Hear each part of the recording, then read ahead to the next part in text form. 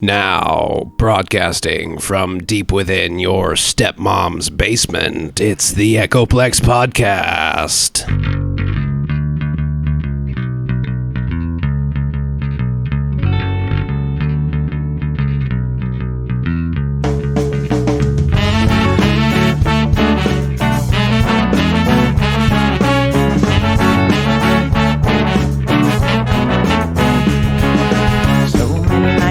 In this world, accessible of kindness and ethical blindness. So please excuse my sarcastic tone. I'm a bit underwhelmed by the sample shown.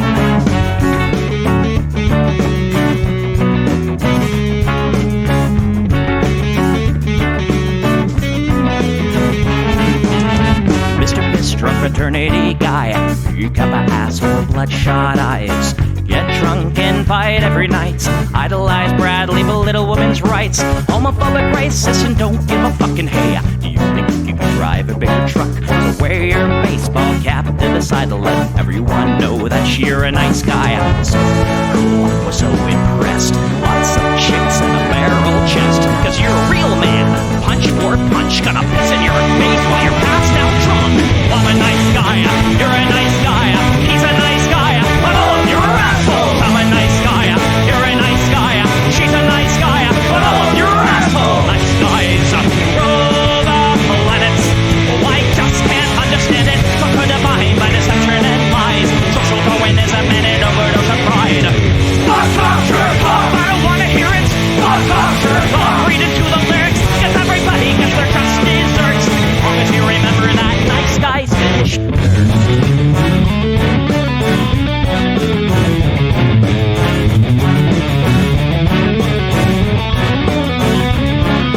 Mr. Whitebeard, you're next on the list. Such a nice guy who speaks through his fists. Prick with a penchant for messing with heads. A broken nose for dinner and breakfast in bed. Alcoholic, paranoid, and suicidal too. But you'll probably kill her before she gets away from you. She's in a blue, letting cry. All your friends say that you're a nice guy. Have a drink, this one's on me. Look, you're doing fine, losing to your disease. Comatose, I'll pack your bags. Bury you like a tree that guy. Oh, I'm a nice guy, you're a nice guy. We're all nice guys, but all of you are assholes. He's a nice guy, she's a nice guy. Hey, Combo's a nice guy. All of you are assholes. Nice guys rule the planet. The public demented. Put a body by deception and lies. Social Darwinism and an overdose of pride. Fuck off, jerk off. I don't wanna hear it. Fuck off, jerk off. Read into the lyrics. Don't let the fucking pill quench your thirst. As long as you remember that nice guys finish first.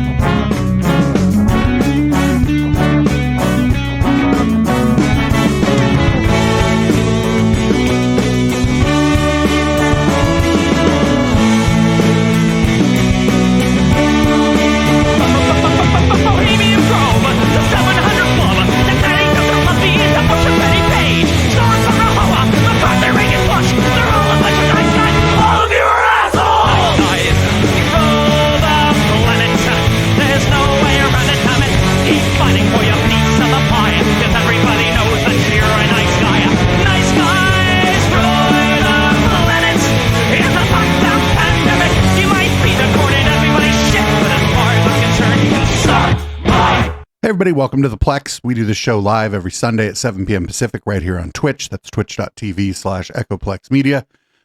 Also broadcasting to other places. I don't know if you're listening, watching in those other places. You're probably a little bit lonely over there. You can support this project at patreon.com/EchoPlex or at eplex.store, or just go to our website, echoplexmedia.com. Click the support tab and find other ways to support this project. Cash, money always works. I'm producer Dave. You can find me on Grindr, and this is what the people want. I don't hate the cops. There's a person inside when the truncheon stops. Oh, don't hate the cops. Oh, when the raiders come, who will protect the shops? Don't hate the cops. They're a sensitive bunch. If you don't stop throwing your rocks, snap, crackle, pop is the sound of a taser. Your body drops. Don't hate the cops. Don't hate the cops. Don't hate the cops.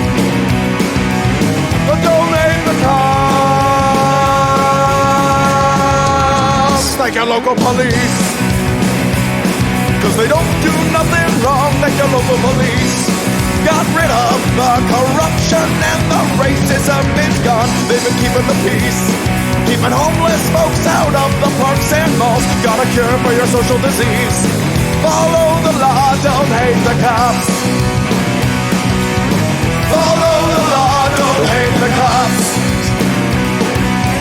Follow the law, don't hate the cops. Follow the law, don't hate the cops. Follow the law, don't hate the cops. Put your hands above your head and show you're not afraid. I'm the fearless judge that your skin color's gonna get. And if you die before the sun comes up, the paperwork will take forever. Well, it might have worked out a little bit better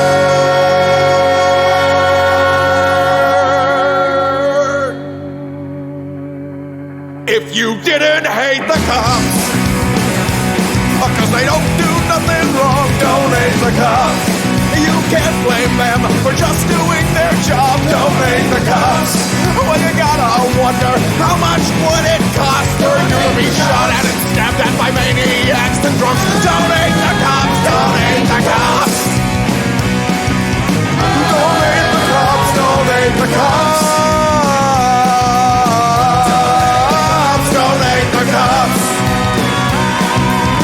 Don't hate the cops, don't hate the cops. Don't hate the cops, don't hate the cops.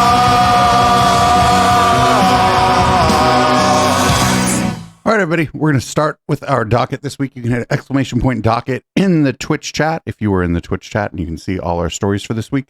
First up, we're going to start with CNN hit about the pigs allowing brown shirts at the UCLA protest. This is the worst violence of any of the ongoing college protests. UCLA, where counter-protesters used sticks and boards against a pro-Palestine encampment.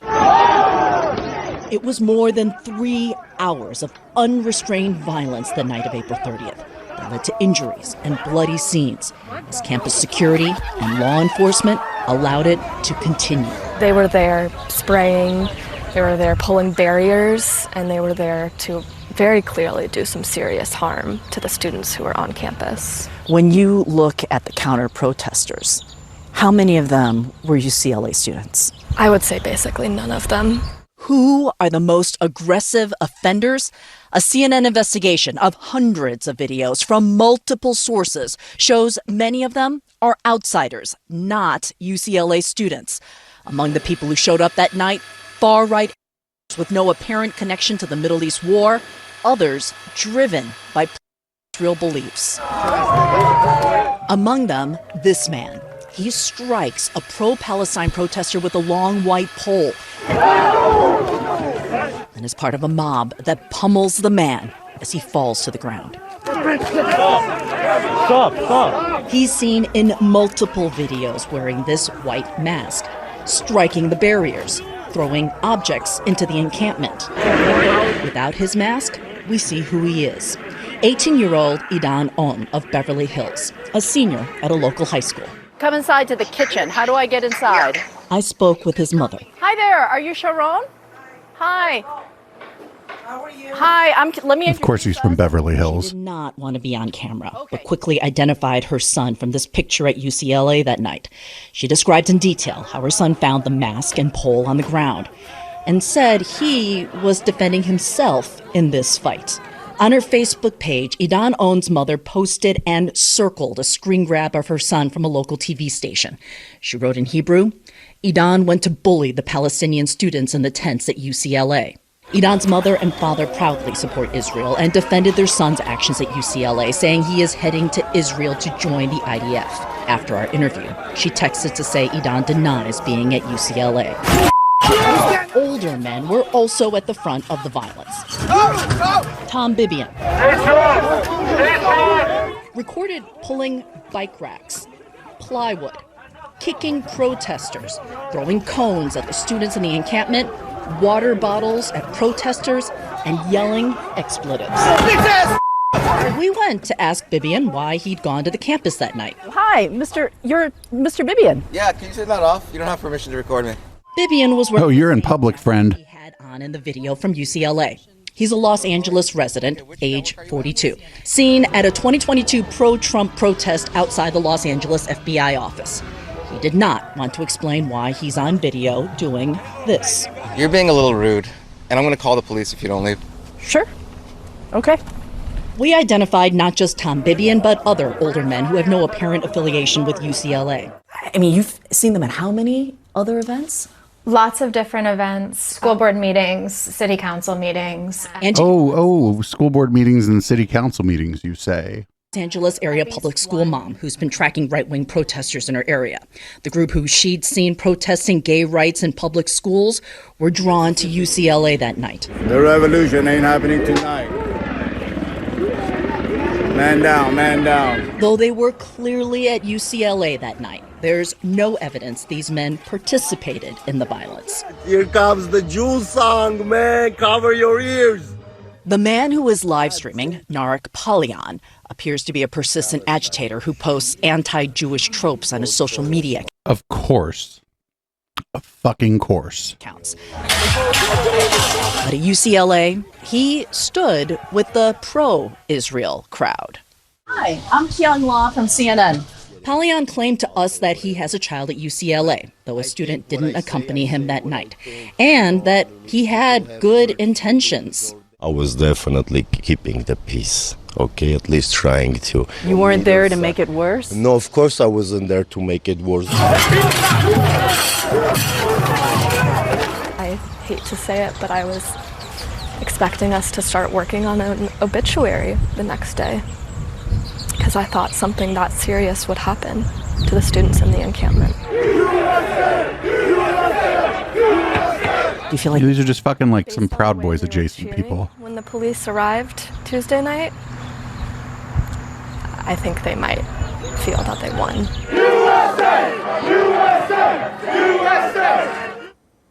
King Law joins me now. It's still stunning to me that the police, I mean, there seemed to be some police around, but clearly didn't seem like police really moved in very quickly at all to stop this. You can clearly find these people. What's law enforcement saying they're going to do, or if anything? Nothing.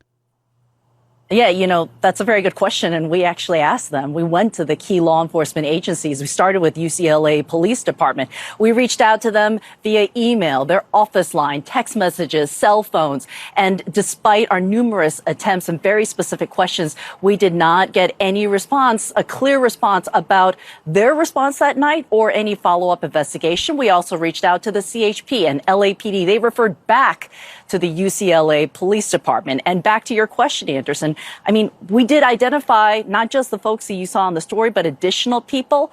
You'll see them in that story that we'll post tomorrow morning on CNN.com. All right, Anderson. Well, thanks very much. Still ahead. Well, that's a pretty good reporting actually there from CNN, which is pretty surprising. They seem kind of like shocked by this, but yeah, like this is how the police do. This was like brown shirt shit, right? Like the police don't have to do this. The police don't have to attack the encampment. If like paramilitary or like, I'm not sure that paramilitary is the right way to talk about it.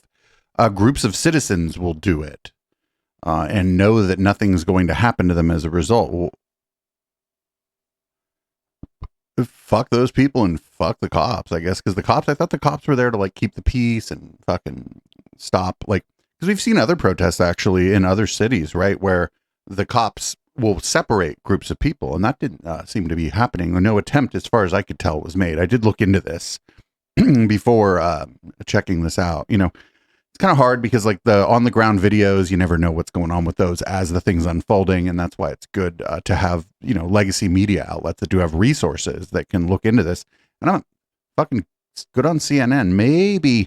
Maybe we're going to start to see certain reporters in the legacy media start to turn the corner on some of this stuff. Not necessarily on whether or not they're going to platform people from Israel to give IDF talking points, but just as the events unfold, maybe they'll start to be a little more skeptical of the fucking narrative from the cops, because that's actually their job. I don't know if people are aware of this. The media's job is actually to be fucking skeptical of the cops and everyone else. They're supposed to be one of the things that kind of puts the government in check. So we'll see. Maybe this was just one good report, and it'll just continue to be not good. Maybe it'll continue to be not good reporting, but this was reported accurately and well, and surprisingly by CNN. So, we're not big fans of CNN around here, but credit where credit is due on this reporting. Not just for the reporter, but for the editors and the people at the higher ups who allowed her to do this story. So good. Up next, in the UK, there are also encampments, and people are aware. GB News is it's like a Newsmax sort of outlet out there in the UK, and the GB News, calling them reporters is probably incorrect, but the GB News ghouls went to go try to talk to some of the people in the encampments, and wouldn't you know it, they didn't want to talk to them. They didn't even say anything to them. Now, quite often you'll see that they don't seem particularly intent on showing their faces. I don't know if you might be able to engage with people. Hello, just wondering if you'd like to have any kind of discussion at all with Suella today? Anything? Hi, I'm Suella. I'm keen to find out your views and what you're protesting about. Nothing at all? No? Interested in why you're covering your faces. Is it a COVID or a health measure? No comment. No. Can I just ask, are you students at the university or just from around the area? Nothing? No? No, fine, okay. Nope, nothing. Yeah. And what were you expecting? Did you think that maybe people might engage a little bit with you? So feel very strongly Well, these are supposed to be some of the brightest and the best students in the... So here's the way this works. If you want to get a statement from a group of protesters, you reach out to the extent that you can and try to find a spokesperson. Otherwise, fucking yeah. Like, it's good OPSEC not to fucking have random people talking to the fucking media. Yeah, it's good.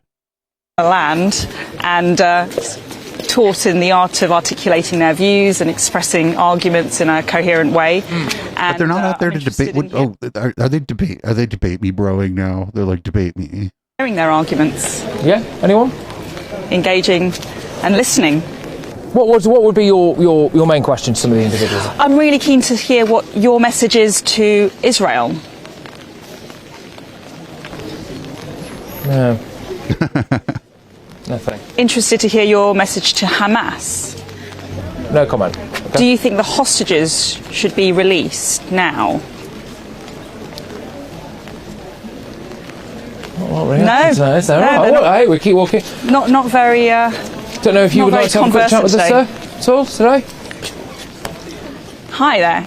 Go on. Very nice. I'm Suella. Can I ask you what your message is to... he just showed you, actually. Could you read the sign?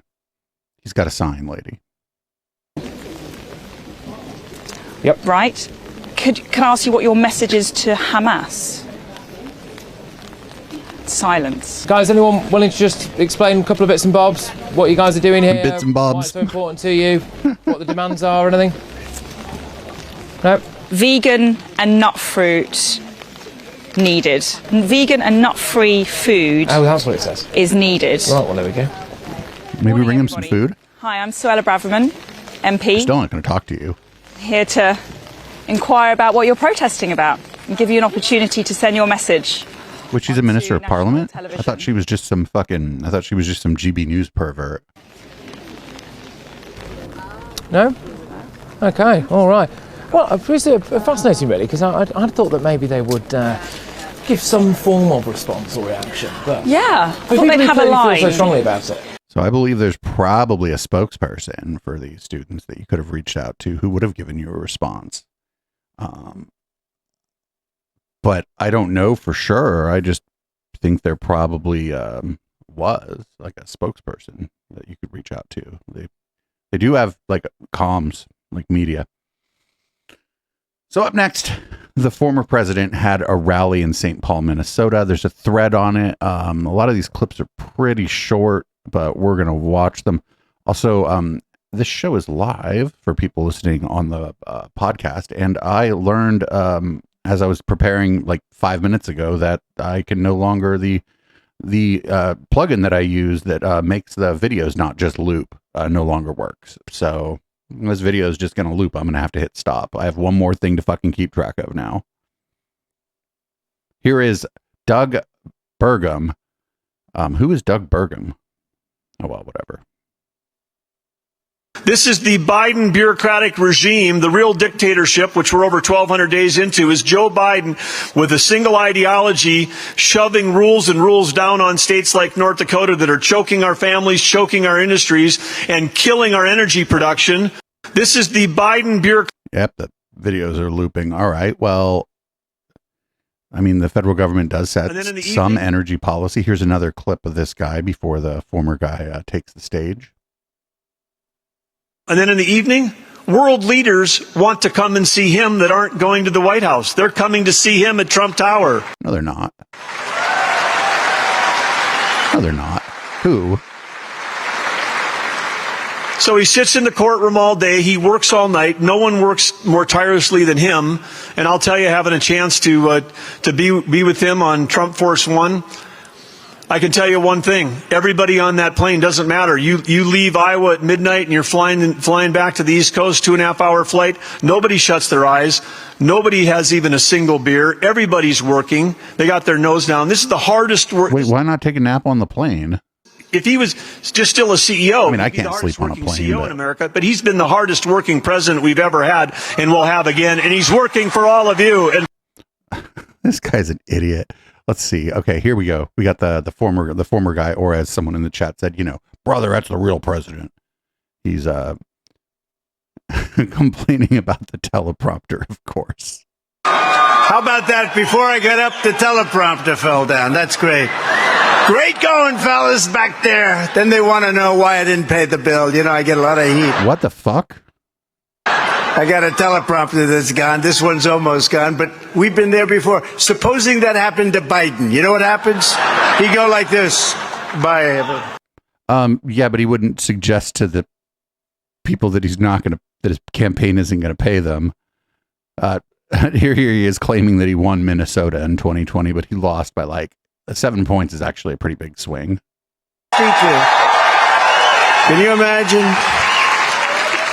I thought we won it in 2016. I know we won it in 2020. We gotta be careful. We gotta watch those votes. We don't need the votes. We gotta watch the votes. That's the big danger. Stop the steal. There's a lot of different names we have for it, but all of them are pretty accurate. I'm thrilled to be back in the Twin Cities with the hardworking patriots from the heartland of America. This is really Wait, why are there hardworking patriots from a different? Anyway, whatever. This is unreal here. We'll do one more. I guess he hates electric cars. Thing. Now they want to go to an EV. Everybody has to have an electric car. Is that wonderful? They don't go far. By the way, that ends on the first day.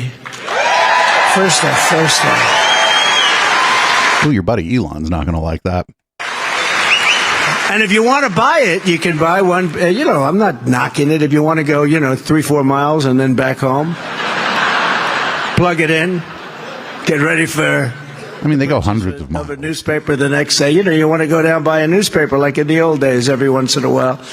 But no, we're going to end it right away, immediately. And I think people, if they want to buy an electric car, I think it's great. But they have to be able to buy gasoline powered. They have to be able to buy hybrids. The hybrids are good, the hybrids are good, but the electric, they don't go far. They're very expensive, and they're all going to be made in China. And now they want to make electric trucks, and the trucks are a disaster because oh shit, fucking going after fucking apartheid Clyde here. So big it takes up half of your payload. That's amazing. He just whoa, that's amazing. He's not paying attention. He just went after fucking Elon Musk. That's amazing. That's fantastic. Oh, what if that plays out? I would pay to see that. So up next here is here's the former guy after his day in court saying that we've all been punked, like on the Ashton Kutcher show. Current pop culture reference. Human Events editorial board, this case is a joke. Ashton Kutcher is going to pop and left to tell us that we've been punked. I think I know what that means. fucking so hip. So hip, everybody. So hip and so cool. So this next guy, his name is Eric Shawn. I usually don't trust people with two first names, but this guy on Fox has actually been doing some pretty good reporting. And here he is talking about Michael Cohen's testimony. Good morning, Ainsley. Well, Michael Cohen back on the stand today after yesterday tying former President Trump directly into the alleged illegal scheme to falsify business records and hide his affair with Stormy Daniels. Cohen, of course, the longtime former lawyer, loyal fixer, well, he turned on President Trump, implicating him in that scheme to pay Stormy and do it, he said, to protect the president's presidential election campaign. Fucking yes. Also, that's really weird that he was like, oh, Cohen turned on Trump. Fucking, that's the only thing that was wrong with that, is that Cohen turned on Trump a long time ago to save his own ass. That's it. He turned on Trump quite some time ago.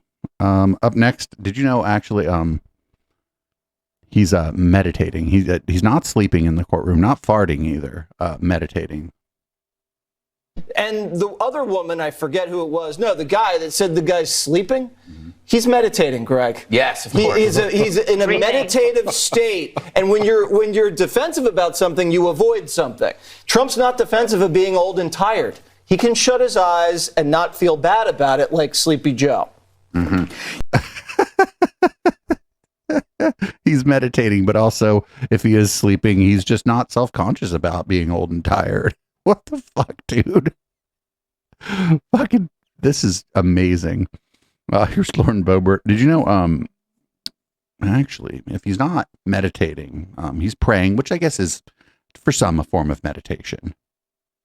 So every so often, Mr. Garcia, maybe you could just lift up that picture of our President Trump sleeping.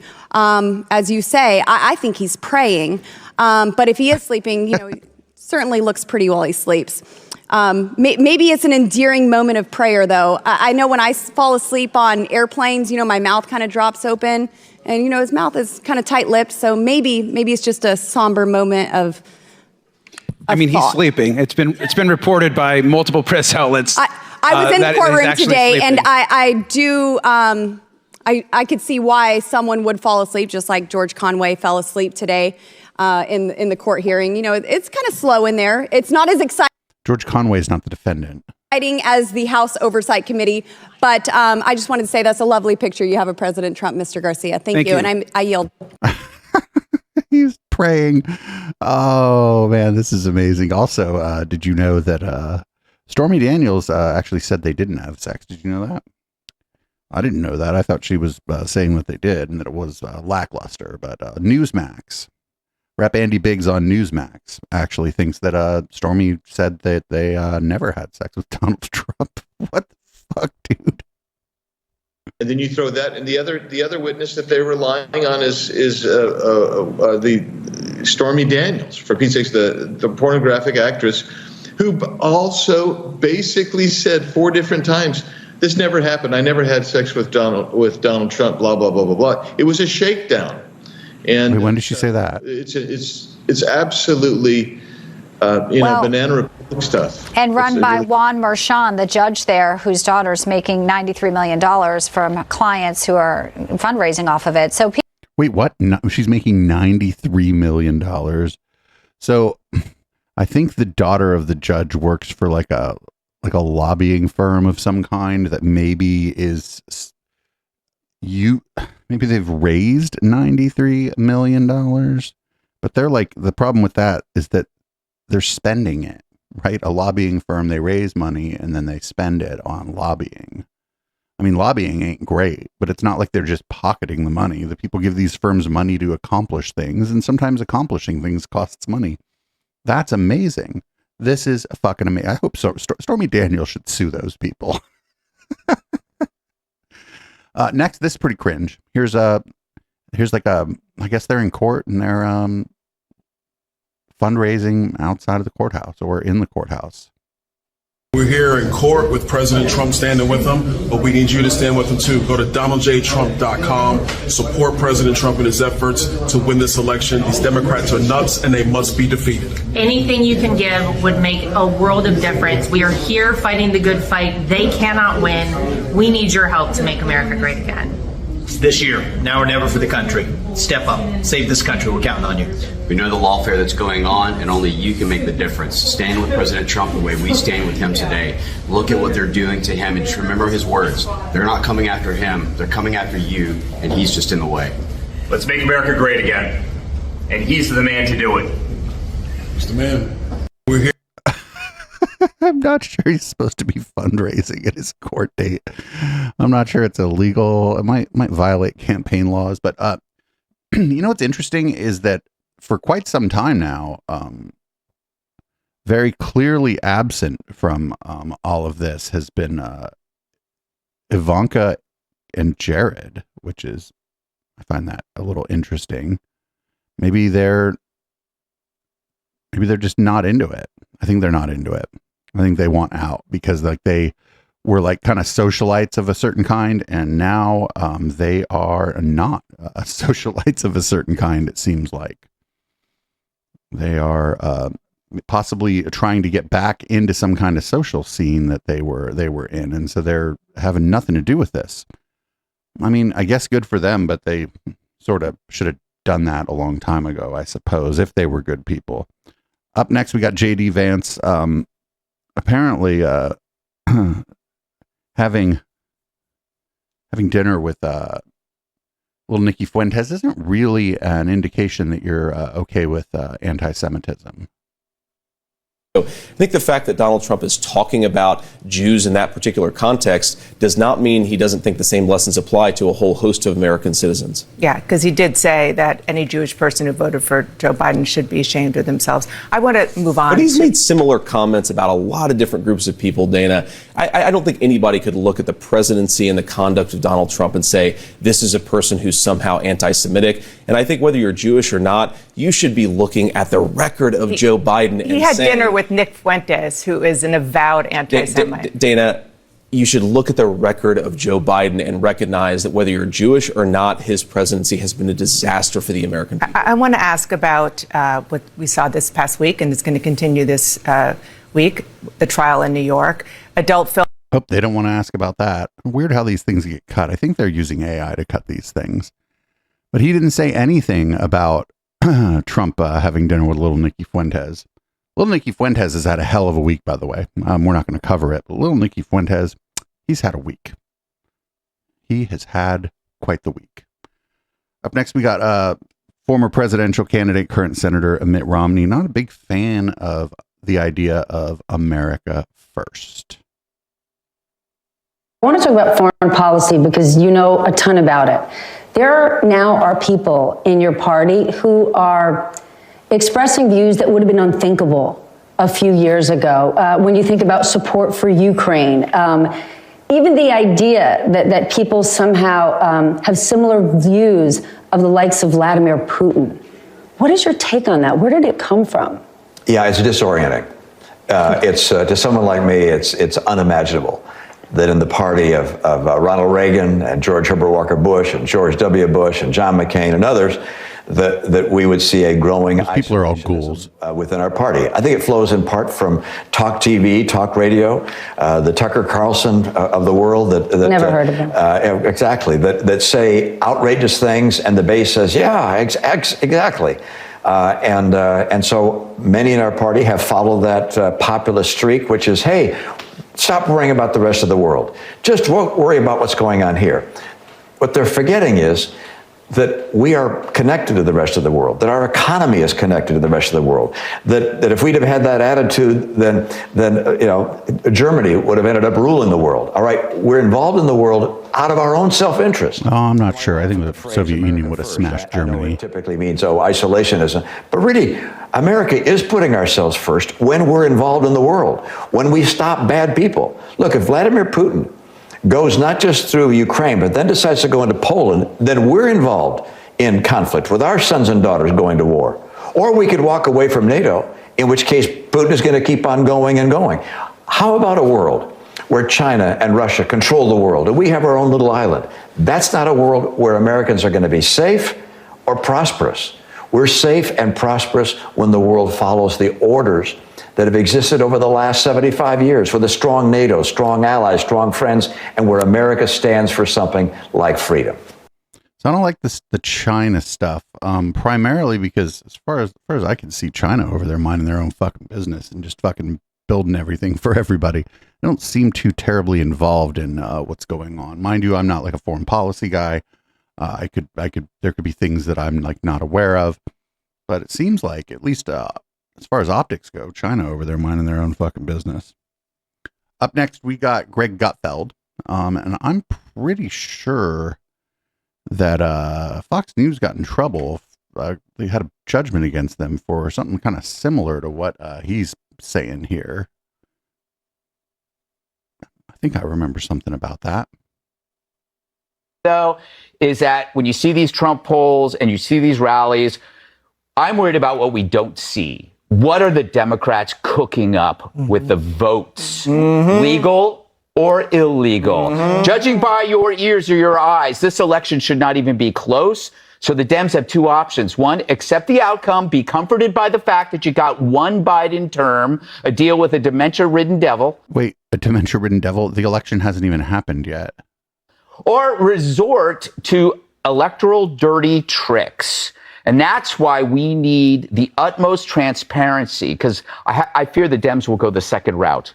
Although I have very little evidence on that, but that hasn't stopped me before. They haven't done any of that. I have very little evidence that my claim is true, but that's never stopped me before. No, never. Not at all. Never. We won the last election. One. We have to win so big you can't rig. Yes, Which is win what Trump so said over big the you weekend. can't rig. That's right, Good Harold. job, That's what he Jesse. said. Welcome. He took that from Sort of like Trump. you guys did with W. Yeah. Okay. Well, I feel like Fox had a judgment against them for something in that territory. I think the election's probably not going to be close in the popular vote, but it's going to be close in the electoral college. It's going to be a bit of a nail biter. And shit's likely to go just kind of potato no matter what happens. Up next, we got Trump media CEO Devin Nunes thinks that the Congress needs to investigate the fact that Trump media stock is not doing so great. Look, we're here to defend our retail shareholders. Like, I don't give a damn if Wall Street doesn't want to support us. In fact, we welcome it. But we have millions of retail shareholders, or we have millions of people around the globe, or in the United States. We have hundreds of thousands of retail shareholders. We don't have any institutions, zero Wall Street money. That's okay. But when you see irregular behavior occurring, where it looks like our retail shareholders could be taken advantage of, which is what many of our shareholders believe, and if they call me or they contact us, we have a responsibility to reach out to the NASDAQ to say, hey, we're seeing this. We're going to get to the bottom of it if there is. If there's not, the obvious response, if you think there's nothing wrong, you say there's nothing wrong. You don't go out and basically attack me personally. You basically just say, hey, there's nothing wrong. We'll love to work with you. And that's how it But they don't have to do that. Wait, why would they? They're under no obligation to be like, well, you're mad about your stock price, so we're going to work with you on that. That's not what this. In fact, the exchanges ostensibly are supposed to never do that. Since they're making the personal attacks, if we continue to show up on these lists and it appears like there's unusual activity, you can be damn sure that this investigation will continue. And that'll include if we have to go to the Congress, if we have to take legal action, we will do whatever it takes. Who are you going to sue? Your stock price. People don't want to pay what you want them to pay for the stock. Who are you going to just sue? Everybody? Defend our retail investors. And what's at the heart of all of this, Chris? Remember at the beginning of the week, Joe Biden mentions Truth Social and our stock price. Isn't that weird? That happened at the beginning of the week. I saw that. So it's, somebody in chat just said that Truth Social is swinging wild. I think it's a scam. I think the weird thing that's going on isn't that it's being devalued. I think it's like there might be like a cyclical pump and dump thing going on here, but I don't know. I don't know enough about it, but like other people have said that there's like some cause for like the SEC to maybe investigate whether or not this is being used as like a vehicle to enrich people at the expense of rubes who buy the stock. Now, I don't know. I mean, there's buying stocks just like buying Bitcoin or any other asset. There's a risk inherent in it. And people should know that, and they shouldn't buy stock in things like Trump media. But, you still, even if you buy that, that doesn't mean that it's the right for people to fucking rip you off. Up next, we got, this is weird. We got sexy animal news with Greg Gutfeld. Greg, sexy animal news. All right, come and join me into the water house. Okay. An otter. Yeah, it's a family of Asian small-clawed otters in for a day of water fun. Melbourne Zoo. Ooh, just splash it all over. Throw up. Eyes. Give me the hose. Give me the hose. Oh, the waves splashing against my skin as I twirl and surf against the cold yet warm breeze. What the shit is this? No. Don't do that anymore. Just don't do that anymore. Please don't ever do that anymore.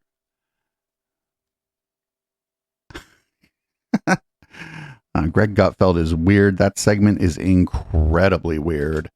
I don't know though. I mean, it's better than his comedy show, I suppose. I don't know if y'all know this. Greg Gutfeld has the word Gutfeld as his logo for his comedy show, and he's totally stole that shit from Garfield. Go look at the Gutfeld logo and tell me he didn't steal that shit from Garfield. Up next, we have George Snuffleupagus, who is going to describe the problem with the problem that he created by platforming a bunch of liars on Sunday show for a very long time. I think the most important thing that people should understand about this election is how far from normal it is. We have never had a former presidential candidate who was impeached and then indicted for trying to overturn an election. Never. In all of our history. We've never had a former president, a presidential candidate, who lies about the election that he lost.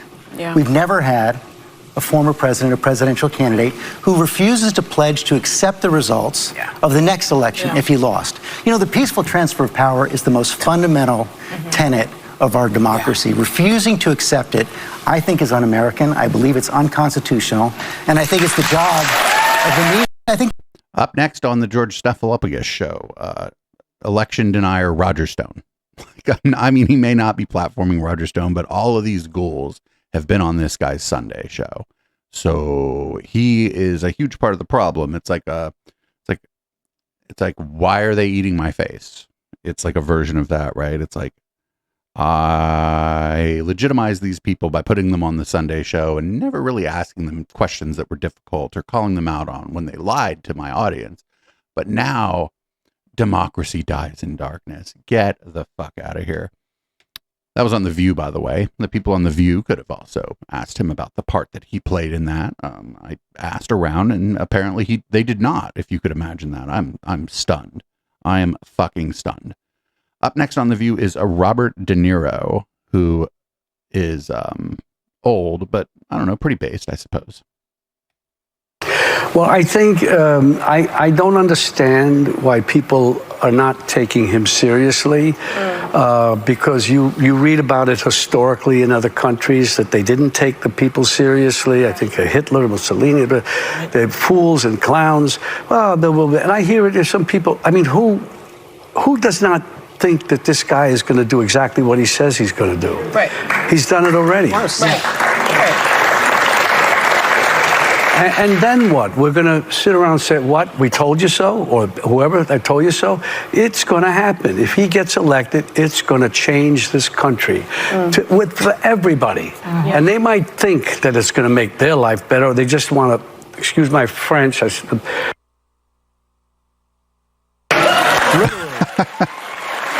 don't know what he said, but those people who support him with anger and hate, because that's what he's about, they're going to see. I mean, I used to see these things. I didn't understand how he and Rosie O'Donnell used to get it. I said, didn't really care.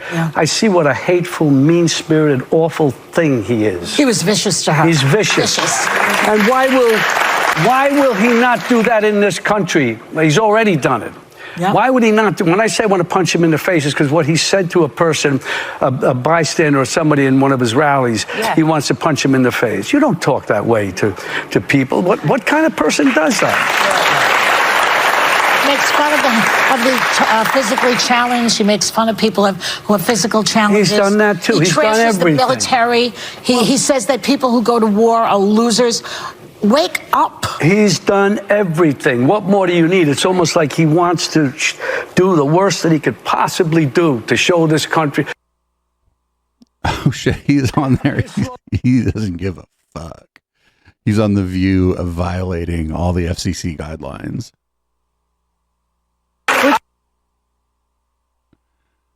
Ooh, I want the unedited. I want the unblooped version of this. And the other thing is, if he becomes president again, he's never going. Listen, he's not going to not stop being president. You understand this? His he's pretty old. Is to stay in until he drops dead. That's it. He's not even conceding it now. So imagine if he actually did win the election. Whoa, that's I want to hear the part that bleeped out. Notice there he's Robert De Niro, so they're not going to ask him not to swear or whatever. Much like they didn't ask fucking Snuffleupagus why he platformed all these ghouls leading up to the 2016 and then the 2020 election. Up next, we got Marjorie the Gathering wants to debate AOC. Apparently, it's debate bros fucking shit. Okay.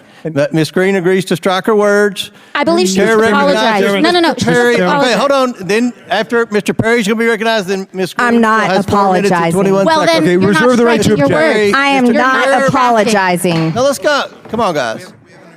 Why don't you debate me? Mr. Chairman, they should debate on my show. The minority. Pretty self-evident. You're not. Yeah, you're not. You don't have enough intelligence. Chair recognizes Mr. Perry. Okay, move to strike the. I move to strike the lady's words. Move to strike the lady's words again. That's 2 requests to strike. That's 2 requests to strike. Oh, they cannot take the words. There's another motion to strike her words again. Please. All right, get okay, your members under here's control. the correct part of Ms. Green. Do you agree to unanimous consent to strike your words? I repeat again for the second time. Yes, I'll strike right. my words, but I'm not apologizing. Without objection. Not apologizing. Okay. Fucking wild. Like, what do you mean? That's what you do, actually. Like, what is the House of Representatives if not some sort of like a formalized debate place? That's what's supposed to be going on there.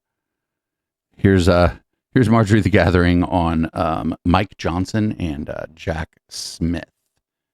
This is on Fox News. She's on with Maria Bartiromo.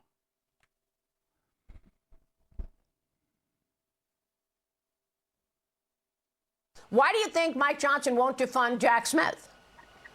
Well, Mike Johnson's owned by the Democrats, and that proved me to be right again. When I called the motion to vacate, it wasn't Republicans that saved Mike Johnson. It was Democrats that saved Mike Johnson. And when you have Nancy Pelosi, who was Speaker of the House when they impeached President Trump twice, and you have Jerry Nadler, who was chairman of the Judiciary Committee that led the impeachment against President Trump, voting to save Mike Johnson, that tells the American people everything that they need to know. Mike Johnson is owned by the Democrats and refuses to protect President Trump, even though he runs down to Mar-a-Lago every chance he gets and hugs him as tightly as possible. Well, look. It's funny because the guy is just like he's a ghoul too. He's like trying to do some version of his job, I guess, where he just isn't going to let like it be like a complete shit show. He's just going to let it be like 60% of a shit show. And Marjorie the Gathering just is not happy with allowing it to be 60% of a shit show. She's like, well, it needs to be like 114% of a shit show. Up next from the Oversight Committee, here's more of Marjorie showing the best decorum. Just the best decorum. She is the best.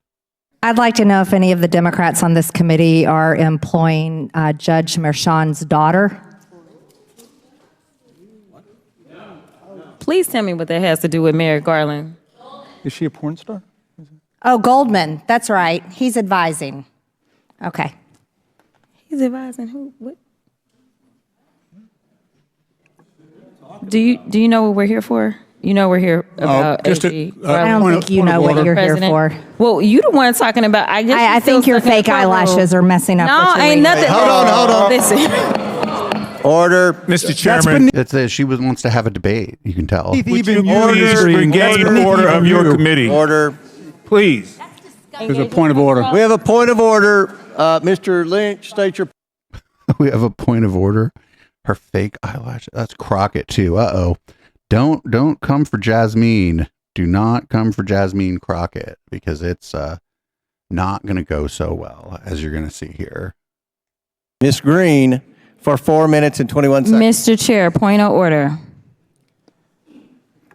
Who's? It's me. Ms. Crockett. I'm just curious, just to better understand your ruling. If someone on this committee then starts talking about somebody's bleach blonde, bad built butch body, that would not be engaging in personalities, correct? A what now?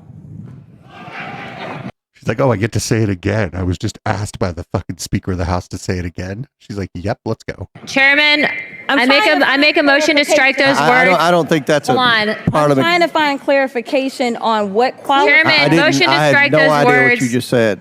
We're not gonna do this. Look, you guys earlier literally just you just voted to do it. Y'all did it first, so you don't. You just voted to do this. Voted to do it. Order. I'm trying to get clarification. Look at calm down. No, because this is what y'all do. Proceeding. So I'm trying to get Ms. clarification. Crockett, you're not recognized. Ms. I can't hear Crockett. you with your yelling. Fuck yeah, Miss Crockett. Can you please calm Don't down? tell me to calm down. Calm down. Because y'all Please talk calm noise down. and then you You're can't out of take control. Because if One more time. Calm noise down. and then you You're can't out of take control. Noise Down. and then Calm don't down. tell me to calm down. Calm down. Because y'all talk Please calm noise down. and then you You're can't out of take control. Because if I Look, come, Chairman, if I can come we and send talk outside to shit take a about break her, for 5 y'all gonna have a Mr. problem. Chairman, Mr. Chairman. Okay. Order. Chair now recognized. Fuck yeah. She's like, oh, you want to say some shit. You want to buy the ticket, but you don't want the ride. It's like on the Wednesday show. It's all these fucking, the same as all these IDW people who want to talk fucking hella shit. And then somebody talks back to them and they get all fucking angry about it. Angry. More on that towards the end of the regular docket, actually, from one Mr. Jordy Pete. Up next is Oklahoma State Senator Dusty Devers. He's got something interesting to say about embryos and how old people are. We have a couple in our church that has adopted 6 embryos. Wow. They've tried a transfer 3 times. They only had 2 of those children. This is called snowflake adoption. They adopted from a family of, I think it was 28 embryos that were frozen, a family. We have we have some friends that are down in Texas who also, without us knowing, adopted 4 of the children from that same embryo family, and now they have 3 children from the same family that our church has had twins. A couple in our church had twins from that family line, so 5 of them have been born. And Jake, whenever they were born, they were 7 years old when they were born. That's not how this works. Because they had been cryogenically frozen for 6 years. We have a couple. Because the fucking embryos were cryogenically frozen. The fucking kids are goddamn fucking 6 years old or 7 years old. Holy shit, man. All right.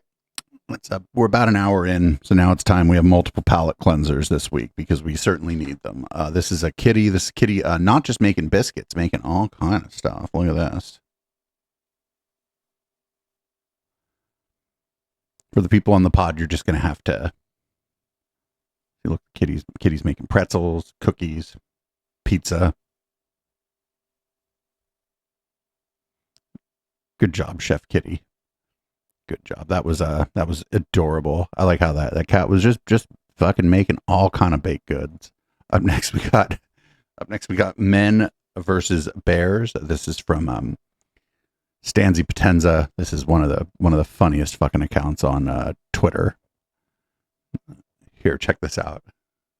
I don't know. I think I'm really lost in the woods. Oh my God, is that a bear? Well. Oh my God, who are all you? You females said you'd rather be in the woods with a bear than a man, and now look at you, all scared of a bear. Okay, well, I'm also kind of scared of you right now. Like, who are you? Were you following me? Yeah, I'm just a normal guy, and you're acting like a crazy bitch right now, and have fun getting mauled by a bear. Hey, is this guy bothering you? Yeah. See, you're about to get mauled because you chose the bear. I bet you're feeling pretty stupid right now, but whatever, I'm gonna have fun watching you get torn to shreds. I just ate. I don't really know what you're talking about, but you're being kind of weird. You're a bear. You attack people. I've seen videos of it. Well, you're a man, so you also attack people. A lot more people than I do. And you also attack bears. Ooh, getting debate broed by the bear. Times. Okay, I saw The Revenant. Like, I only attack things when I feel threatened or I need to eat. Like, you're foaming at the mouth hoping that I attack her to feel self-righteous. I don't fantasize about women getting hurt. I fantasize about fish and berries. And if I did attack her, no one would be like, well, what was she wearing? Was she drunk? This is what she gets for camping. And if I did attack her, people would be hunting me down. They wouldn't be like, well, the bear has a promising future in water polo, so maybe we should be lenient. Women don't walk down the streets at night hoping they're not getting followed by a bear. Women don't cover their drinks in case of a bear attack. I'm not gonna get aggressive. Put a napkin over your drink. She says no, because I don't understand English. I could go on and on and on and on, but we would be here all goddamn day. So why don't you just focus on making yourself the kind of man a woman would choose over a bear. Ma'am, would you like to be escorted out of the woods? That would be lovely. Thank you. You know, I would trust you to hold my drink. That bear's pretty cool. That bear's pretty cool. I got getting wrecked in a debate by a woodland creature. Up next, we got one more. We'll call this one Special Training Ops. I hope this is a joke. I legitimately hope this is a joke.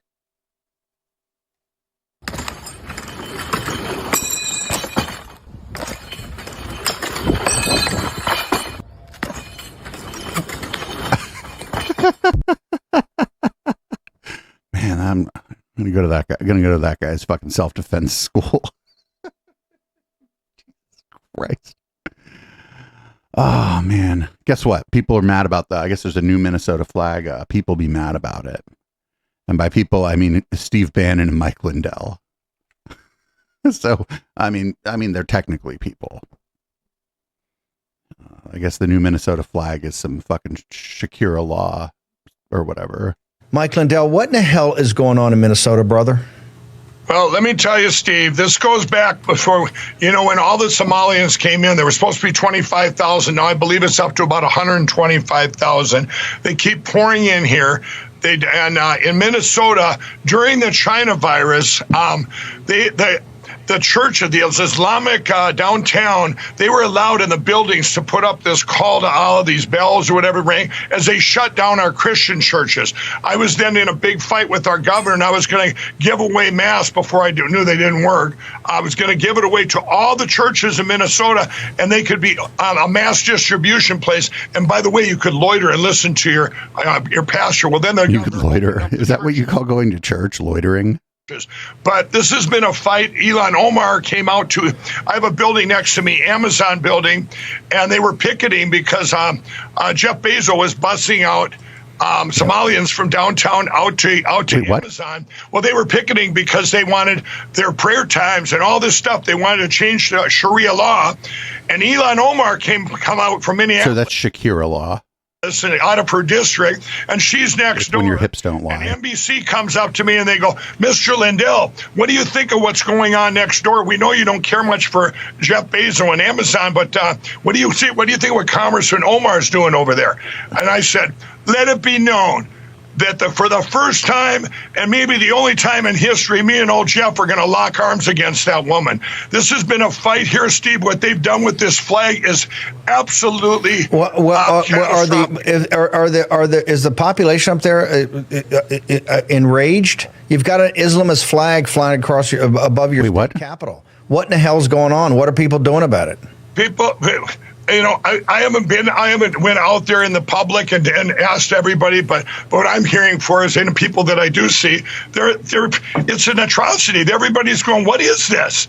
What is this? Is this a takeover? This is like a Trojan horse here in Minnesota, Steve. When they started pouring in, they don't love our country, and I'm going to say that. They hate our country. Omar hates our country. They hate our country. Not that they love our country. They're not neutral. They hate this country. They hate the Judeo-Christian West. They're Sharia supremacists. Yep, I grew up here. Shakira supremacist. My whole family, everybody's here. Everyone says, well, Mike, why don't you leave Minnesota? My company, is a family. And what company? An employee-owned company. And we've been nothing but attacked. We're sitting here, and it's all different races. But, like you just heard there, we're 80% Christian in Minnesota. 1% these Islamics comes in here, and then they get to have this flag. It's like we're getting just attacked from every direction. It's disgusting. Mike, we got to bounce. Let's go, Mike. We need that situation. God, what an ugly ass pillow. Football Minnesota. This will flip Minnesota to President Trump, but we got to get on it. This is outrageous. You got an Islamist flag. You got an Islamist Sharia supremacist flag above the state capitol, one of the greatest states in this union, one of the most beautiful states, Minnesota. Mike, thank you very much. We'll see you this afternoon. Thanks. It really does. Tomorrow night, I'm going to be with our great real president. We have an event here in Minnesota he's coming to, and I'm going there for one big reason. I'm going to put my voice out there. What do I think of this Minnesota Islamic flag that they came up with? As I'm sitting here with all these beautiful American flags, and those are crappy pillows, though. I'm going to go there and go, table to table, politician to politician there, and say, what are you guys thinking? You should be stopping this. Things all add up. All this garbage, these attacks, and a lot of it's a lot of deflection too. Oh, look over here, and you try and stop this, and then you have over here. That's why we need. Yes, Mike. Many things happen. We need to all be united in our voice, and every county in this country, every person in this country is important.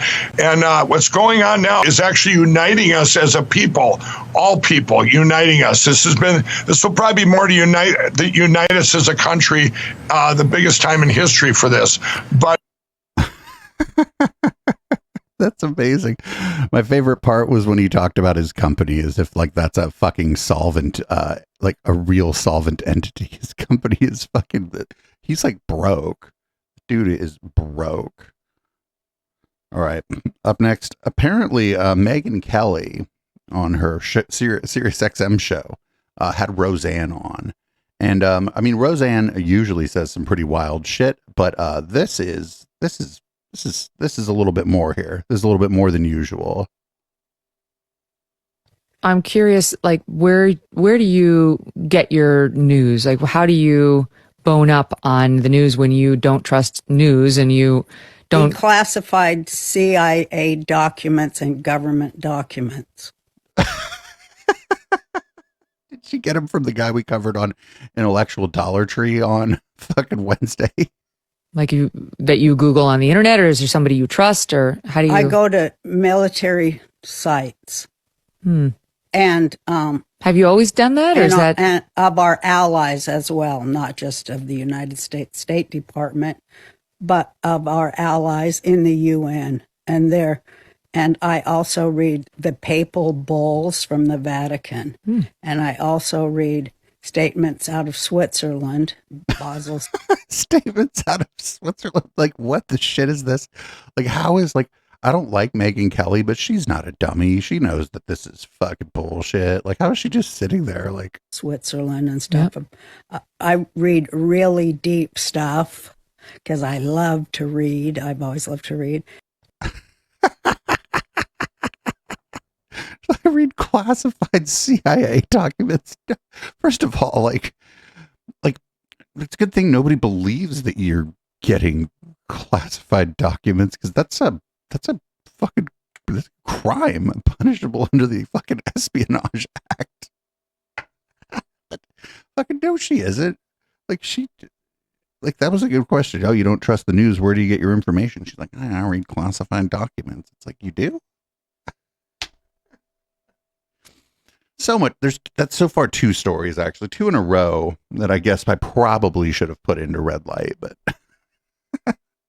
they just fit so well into the regular show docket in the position that they're in. Up next, I guess Rudy Giuliani, also out of money, has decided to start selling coffee. I wonder if it's the same coffee that the Quartering sells. I'm really looking to improve my health. I do know coffee has health benefits, but not in those little plastic things that are already ground. It hurts my stomach. So I was looking for products that had non-GMO, really organic bean farms, and I couldn't find any. So Rudy Giuliani and I collaborated, and we have Rudy.coffee coming to your home soon. Dude, it's just fucking white label. Like Fourth Wall, our merch provider, offers that we could have white label coffee. I'm just not going to do it, right? Because why the fuck would you buy like white labeled coffee from me? Like you could buy a tinfoil hat, or somebody could give away a mug with a cookie and some kitties on it that we've done. It has my logo on it. The thing about the coffee as merch is, sure, you get the money, but then it's gone. There's no promotion to it anymore because you throw the fucking bag away, unless you just keep the bag for like for posterity or something. But it's not a good way to market yourself, because you drink it and it's a consumable. It's not a great way to market yourself.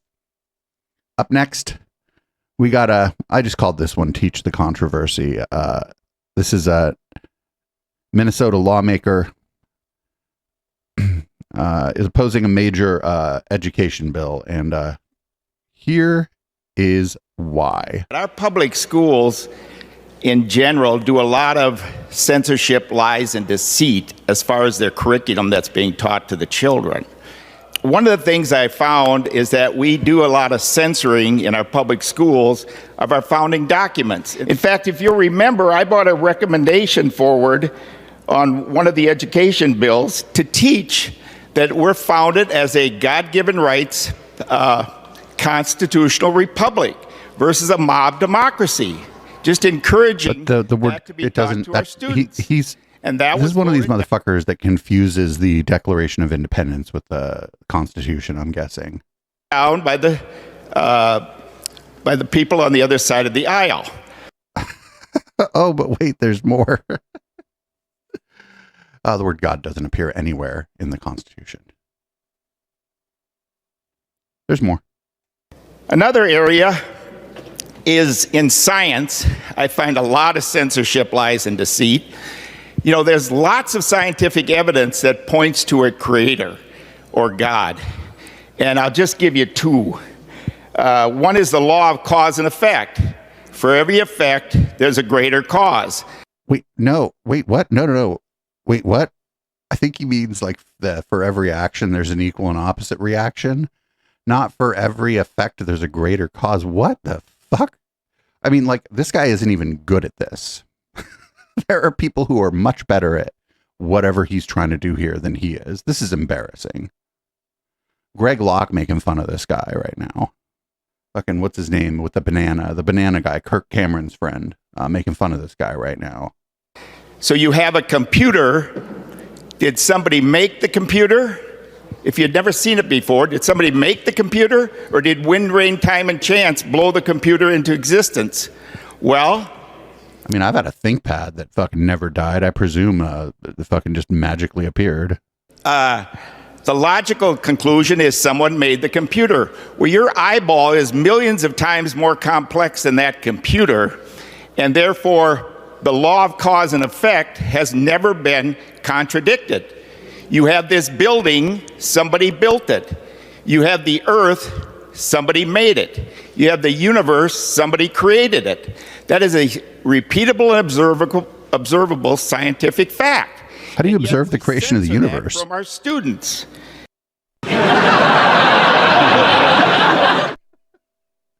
No notes. Fucking perfect. Absolutely fucking perfect. Fucking. My God. Which one's dead? Pat Robertson or Jim Baker? Whichever one of them is dead is laughing at him from the grave. Up next, we got Tony Perkins, and I don't know who Bill Koenig is, but I guess God has been punishing the United States with floods and tornadoes for pressuring Israel.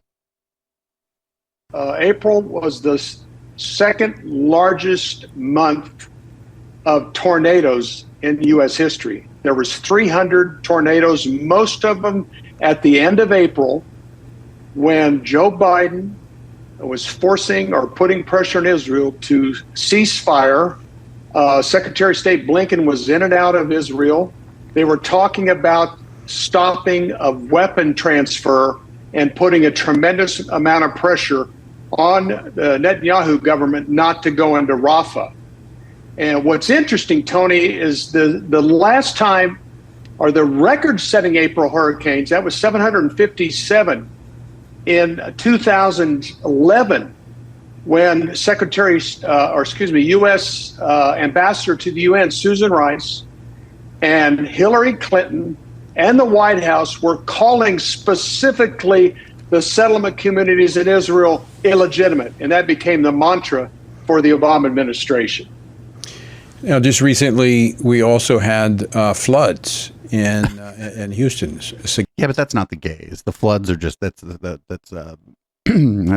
God does that one. Significant floods, not just normal floods, but I mean quite unusual floods. That connected to one of these actions?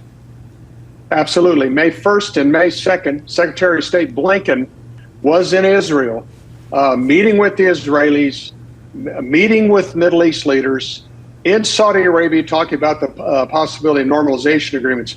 You've got me convinced. When you look at the record, well, it's Tony Perkins. There's no other explanation, and it is in line with Scripture as well.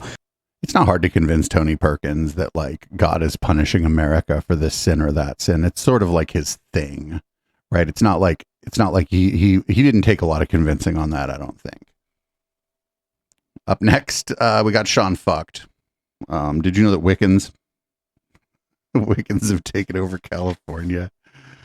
Here he is with Republican candidate Hung Hao talking, and I guess the Republican candidate is talking about how Wiccans have taken over California. Tell me about Virginia. Tell me about your experience. What do you see God doing? And then let's get into obviously your amazing announcement. What are you pumped about? Well, the last three statewide elections were won by Republicans, right? The governor, the lieutenant governor, and the attorney general, all Republicans. And Winsome Sears is a gangster. Yes, she is, and we love her. Great woman of God. I mean, honestly, she's always texting me prayers, and we pray back and forth, and she's amazing. And so, again, it's we can't let it turn like this. There's a place in Monterey, California, called Lovers Point. Yeah. The original name was Lovers of Christ Point, but now it's become, they took out the Christ, it's Lovers Point. Shut the fuck up. That's just where fucking kids go make out. Shut the fuck up. And it's really, Monterey is a very dark place now. Yeah. A lot of witchcraft. I mean, it's always cloudy there. The Wiccan community has really taken over there. And we can't let that happen in Virginia. Virginia is, I mean, especially down in Roanoke, they're God-loving people. Right. Richmond, too, and Virginia Beach. And we just need to mobilize Christians across the nation. I mean,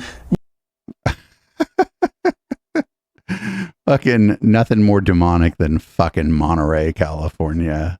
It was, I mean, somebody might have called it Lovers of Christ Point, but Lovers Point, everybody knows what that is. It's the place people be fucking in their car. Up next, I guess we got the worst commencement speech ever. Y'all knew this was going to be on this week's docket. For the ladies present today, congratulations on an amazing accomplishment. You should be proud of all that you have achieved to this point in your young lives. I want to speak directly to you briefly because I think it is you, the women, who have had the most diabolical lies told to you. How many of you are sitting here now, about to cross this stage, and are thinking about all the promotions and titles you are going to get in your career? Some of you may go on to lead successful careers in the world, but I would venture to guess that the majority of you are most excited about your marriage and the children you will bring into this world. Most of them aren't married if they just graduated college, you stupid fuck.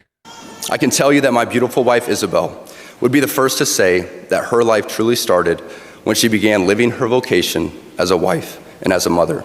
What the fuck? Who let this guy talk at a college commencement? I'm on this stage today and able to be the man I am because I have a wife who leans into her vocation.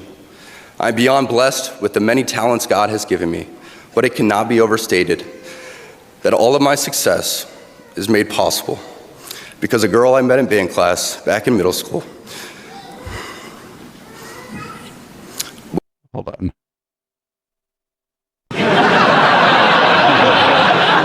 Would convert to the faith, become my wife, and embrace one of the most important titles of all, homemaker. Okay, so there's nothing wrong with being a stay-at-home parent or just being a stay-at-home anything if you're in a long-term, like, committed relationship or any relationship where the person makes enough money that you can not work. But that's a different statement than congratulations on graduating college, now get in the kitchen, which is what we just heard. Like, yo. Even though this was like a Catholic college, I imagine the ladies there are probably interested in a job.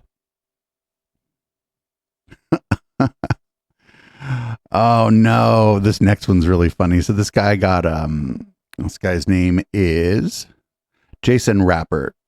He's he's from Arkansas and he was appointed to the library board. Well, apparently, I guess the other librarians are making fun of him, which is a little bit weird. You got to do some shit to get librarians to make fun of you.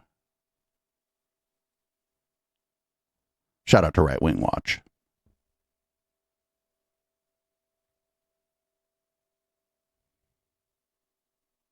Maybe I should hit play. Wait, it's not playing. That's not great.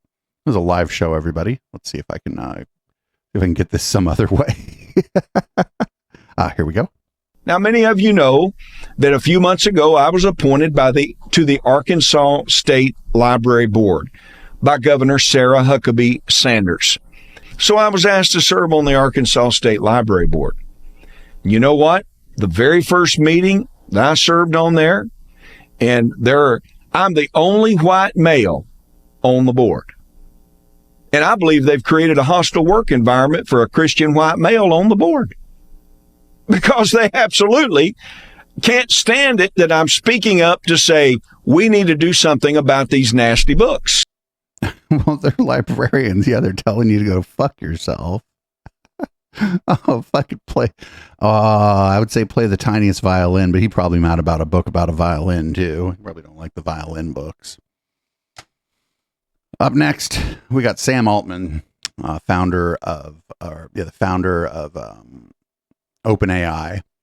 Not an open source company. These are supposed to be the smartest people in the world, and check this out. Actually, is there a job title or a type of job responsibility that you could envision existing or being mainstream in 5 years because of AI that like is maybe niche or non-existent today? That's a great question, and I don't think I've ever gotten it before. It's people always ask like. So I've watched this guy. He always looks surprised. Just constantly looks fucking surprised. What job is going to go away? The new one is a more interesting question. Let me think for a second. I mean, there's like a lot, like kind of John from Garfield vibes going on. Things that I could talk about that I think are sort of less interesting or less huge. What I'm trying to do is like come up with the areas of like, what will 100 million people do or 50 million people do? The broad category of new kinds of art, entertainment, sort of more like human to human connection. I don't know what that job title is going to be, but I think friend. Have you ever had a friend? and I don't know if this like we get there in 5 years, but I think there's going to be a premium on like human in-person, like fantastic experiences. Like a concert, a rave, a party at a museum, cocktail party. I don't know what we'll call that, but I could see that being like a very huge category of something new that we do.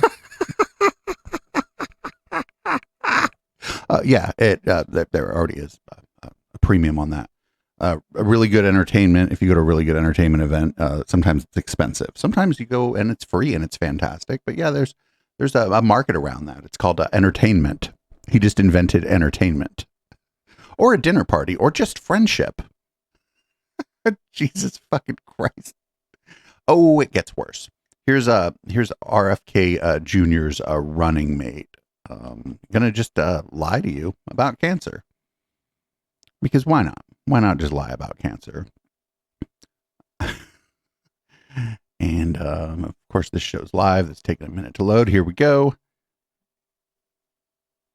95% of cancers are caused by lifestyle or environmental factors. Foods that had high amounts of added refined sugars, high amounts of chemical additives, preservatives. You're wanting to kind of inform this new generation that cancer is not a destiny. It's something that can be, actively prevented. Yeah. So what are kind of like the cool things we can start cultivating culturally? Is it like the Coachella of farmers markets? Yes. Like a farmer's party? I'm so there.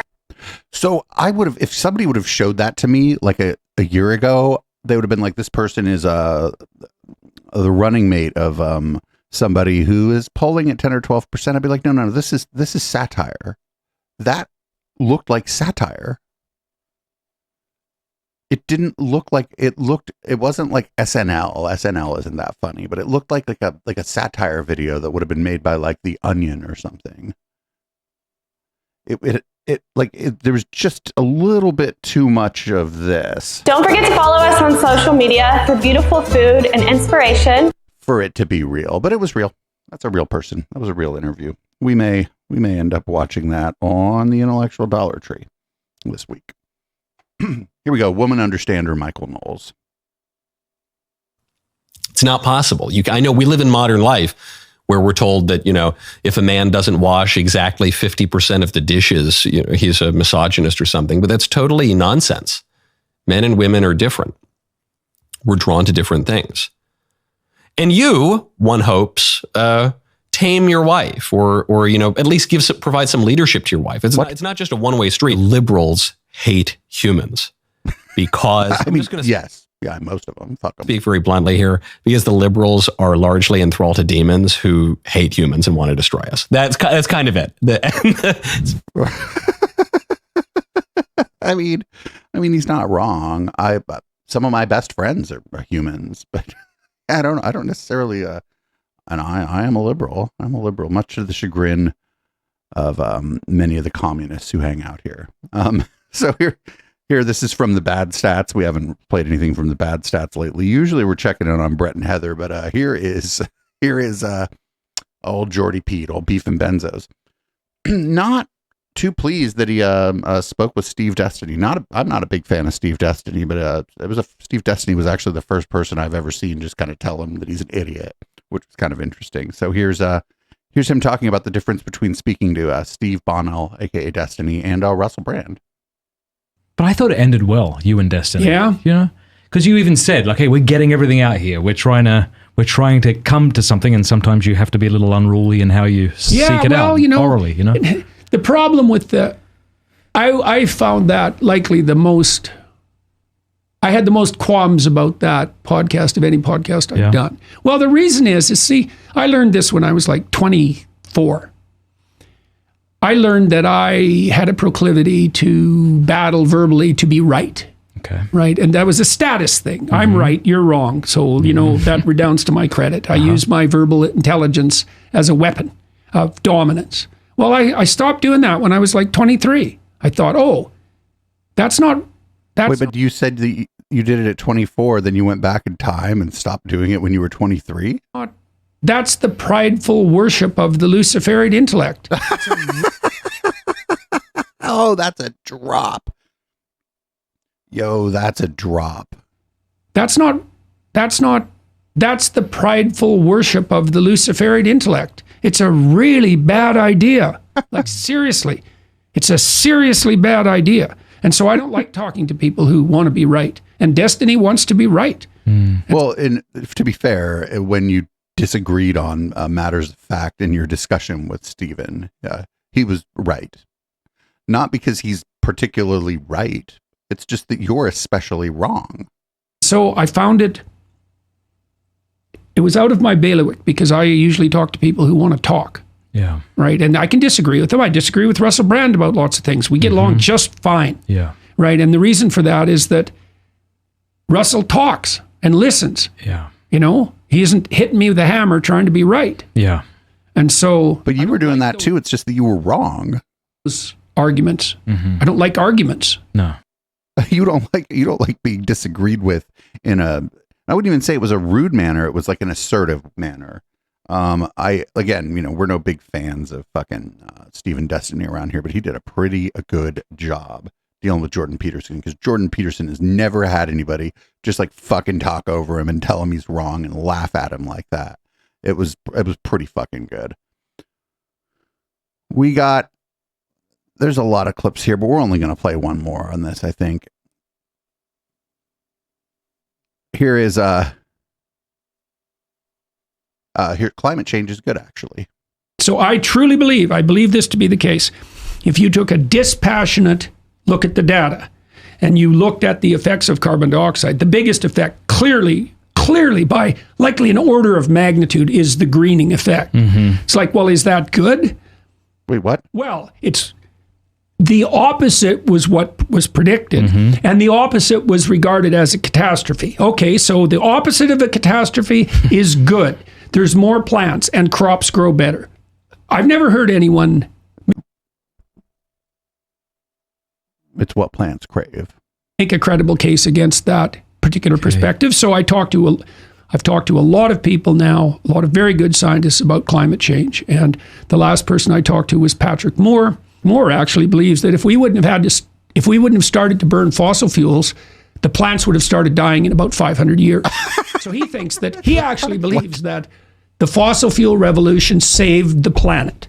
I haven't found a serious scientist, and I can tell the difference between a serious scientist and one who isn't serious. About 1% of scientists are serious. I haven't found anyone like that who believes there's a climate crisis, that's for sure. There might be people who are somewhat concerned about carbon dioxide, although that's becoming increasingly rare, especially given the evidence of the greening. It's a complete bloody lie.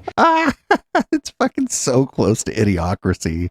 Like, it's like absolutely fucking so close to idiocracy. It's a fucking carbon dioxide. It's what plants crave.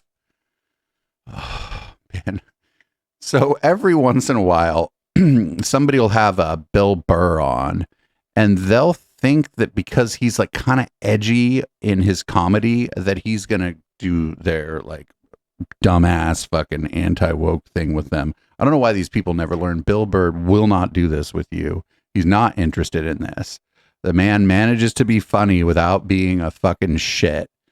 He literally probably just heard George Carlin when George Carlin famously said, hey, you could actually make jokes without being a racist and a misogynist. That's punching down. That's bullying. That's not comedy. Bill Burr's not perfect, but this is, I could watch this over and over again. Check this out. With the kids demonstrating for Hamas, they are in with the terrorists. They were for the Palestinians. Well, it's sort of the same cause. Why, are you?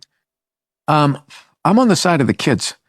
Yeah, that's easy to say. No one wants to see kids dead. This is a war. That was very brave of you to say that. This is a war. No, I'm the one who's actually brave on this. Pat yourself on the back. It's easy to say I'm for the kids. Who's not for the kids? Well, it comes down to real hard-nosed decisions. Like a country. Stop talking like you're a general. A country got attacked.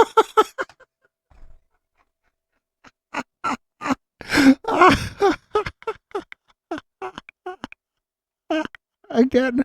It's down to real hard-nosed decisions. Like a country. Stop talking like you're a general. A country got attacked.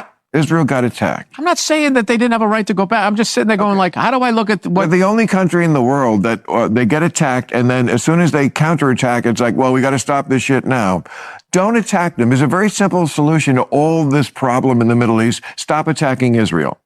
Hey, you Stop just solved attacking it. Israel. You just I did. solved it. I actually there did. you go. That's fantastic. Anyway, all right. We don't need to get onto that. Let's go to Russia and the Ukraine. How do you solve that one, Bill? Let me hear your hard-nosed decision about that. Well, let me ask you a question. How is war still legal? With all this shit that's been canceled. Legal. Why is that still fucking legal? Would you like a real answer to that? Because for something to be illegal, you have to have the capacity to enforce it. And you can't enforce against war, or else you have to go to war with the country that's going to war. And we don't want to go to war with Russia over Ukraine. What would be the sense of making it illegal? Oh, that's really going to stop Putin. No. To stop people from going to war, you have to also put boots. You can't sit down and talk it out. Why can't Putin do a podcast with the head guy? Like, you just solved the Middle East on a podcast. Why can't they solve Dude. Yeah, dude. I think we might have to watch this whole thing at some point. What they're doing on a podcast. This is why this is not your thing. Make some hard-nosed decisions. It's not your thing. It's what you... It is my thing. It isn't your thing. This is not your thing. You're like that guy that has a fantasy football team and thinks he's a fucking GM. No. That's exactly what it is. Like, why am I fucking listening to you like you've done something? What have you done in... Oh, shit.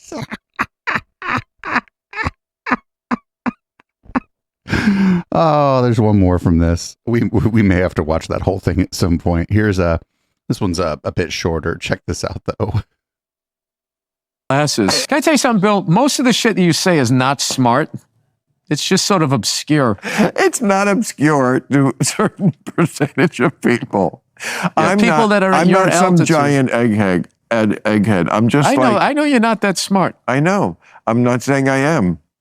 Which says something about all these things I say that you don't know what I'm talking about. So what? I know. There's subjects I could bring up that's just, you're just into, musical classes. Can I tell you? These people, I mean, Joe Rogan has done this. So that's the only one I can come up with. But we've seen this over and over again, that they have this guy on and they're like, he makes fun of everybody. Not going to make fun of me. Oh, he's going to make fun of you.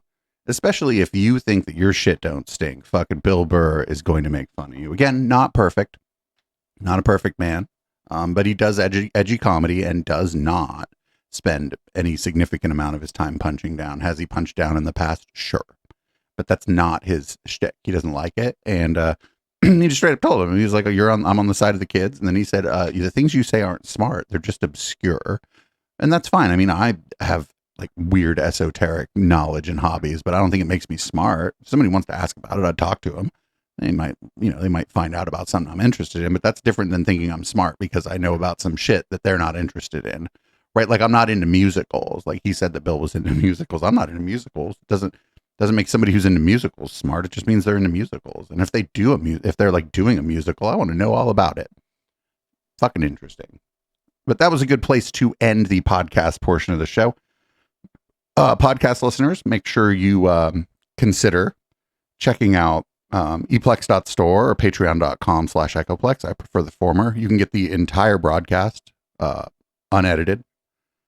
Audio and video sent straight to your inbox on Mondays versus getting this podcast on Tuesdays. Also, if you don't want to do that, check us out live. Sundays, 7 p.m. Pacific, right here on Twitch.